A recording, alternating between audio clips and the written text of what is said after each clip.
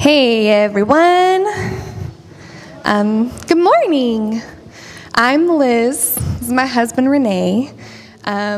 We are parish leaders here, and we have attended a parish the entire 9.5 years that we've been here. Different parishes over the years, but we were asked to kind of share the story of what parish did to us when we first came here, and why we've made this really firm, often grueling commitment to be engaged in community.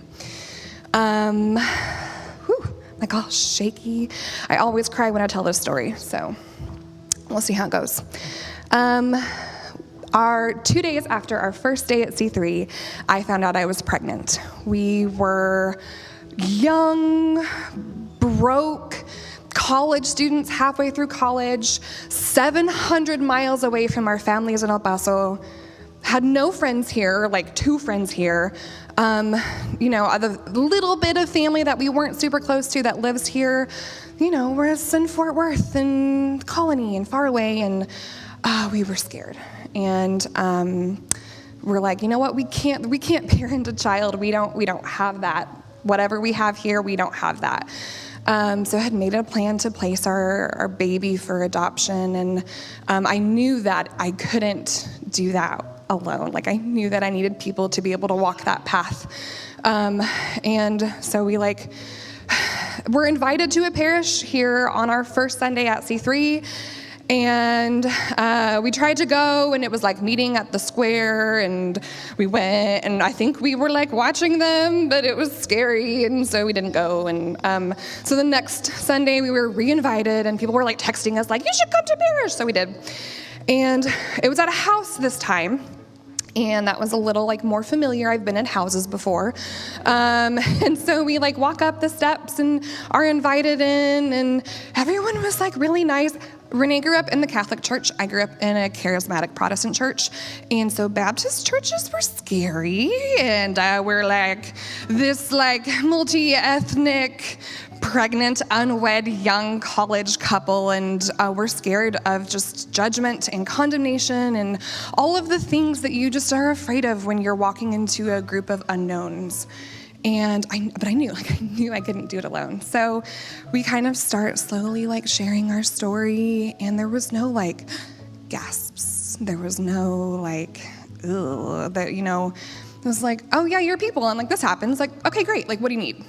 And the questions that we were getting were well, what are we gonna do, and how are we going to? It was communal. There was not well, what are you guys going to do, and what do you need? It was what do we need? What do we need to get? Where do you need to go? What do we need to do? And it's these people didn't know us.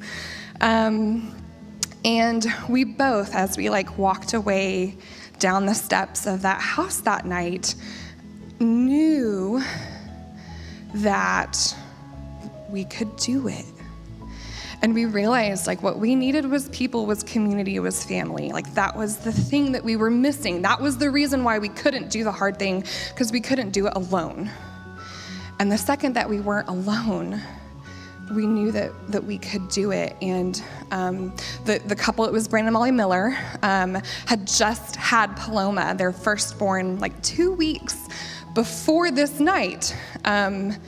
They probably shouldn't have had parish at their house 2 weeks after having their first baby.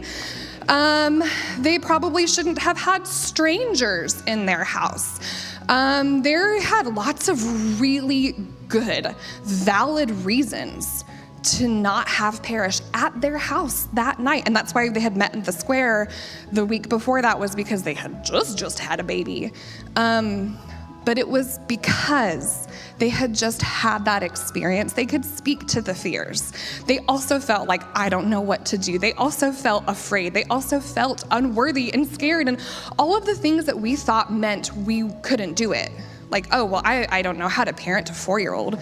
They're yeah, you don't have to know how to do that right now. You just feed the baby and you just change its diapers. You don't have to know all of the things about parenting to do that. I remember Brandon shoving Paloma into my arms and be here you go, just hold her. You can do it. You can do it. And I'm She's screaming.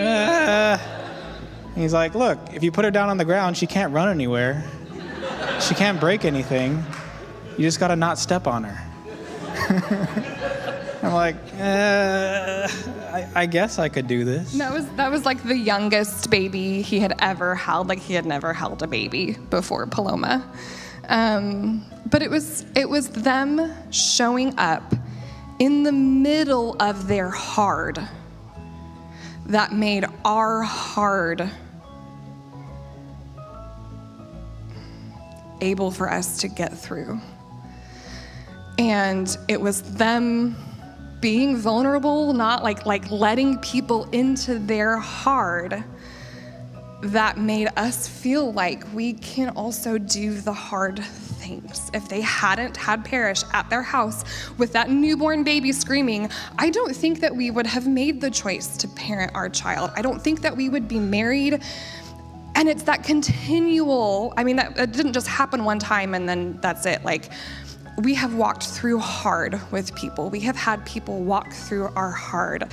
We probably wouldn't be married. We wouldn't be the parents that we are. We wouldn't be living in, we wouldn't have the things in our life without the people in our life showing up in the middle of the hard. And I really just want to encourage you, family, show up in the hard. I bet we all have really good reasons to not engage in community.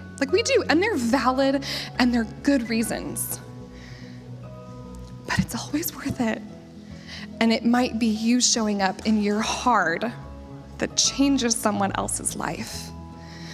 So whether you're someone like we were, that you just really need people, or whether you're like, I don't really need people, I'm good, but there might be people that need you.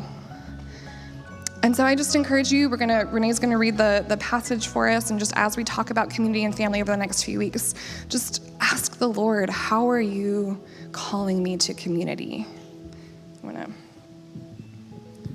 Hey everyone, I'm Rene. I'm gonna read 1 John chapter 3, 11 through 18. For this is the message that you have heard from the beginning, that we should love one another. We should not be like Cain, who was of the evil one and murdered his brother.